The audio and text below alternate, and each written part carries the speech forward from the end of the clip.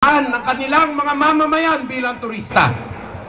Daluhan ng kanilang mga kapitalista na makatulong sa atin na umahon. Na makapasok sa mga kausapan, mga tratado sa atin para patahimikin ang mundo.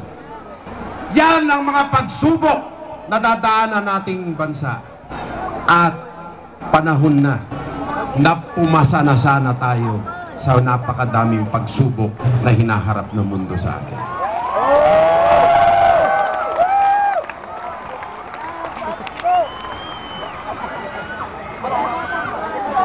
Mga kababayan,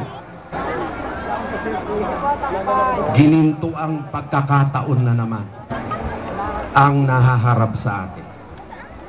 Tayo ba ay papayag na umpisahan ang paglalakbay para sa progreso, katahimikan, o tayo na naman ba ay maiiwanan na naman ng isang sistema na bulok at mabaho at mag-aaway-away pa tayong lahat? Nasa sa inyo po ang pagkakataon at hindi tumitigil sa halalan ng proseso dahil napakalaki na mahakbangin na kailangan gawin upang magbago. Ngunit ako'y nananalig sa ating mga kababayan. Nasawa na sila sa paglilinlang. Sawa na sila sa pagkukondisyon ng utak na ating mga kababayan na ang Pilipino ay hindi nag-iisip sa botohan.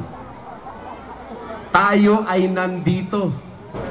Nandito tayo hindi lamang palatandaan ng suporta, kung hindi simbolo ng pagprotesta sa isang palaisipan na nagtatali sa Pilipinas.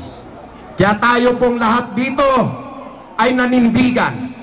Gusto natin ng pagbabago. Hindi na tayo papayag ng second best.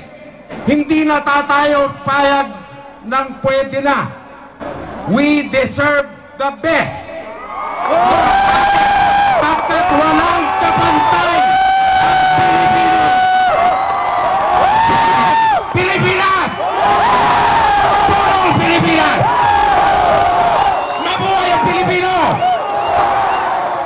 Mabuhay po kayong lahat at nagwagi na tayo.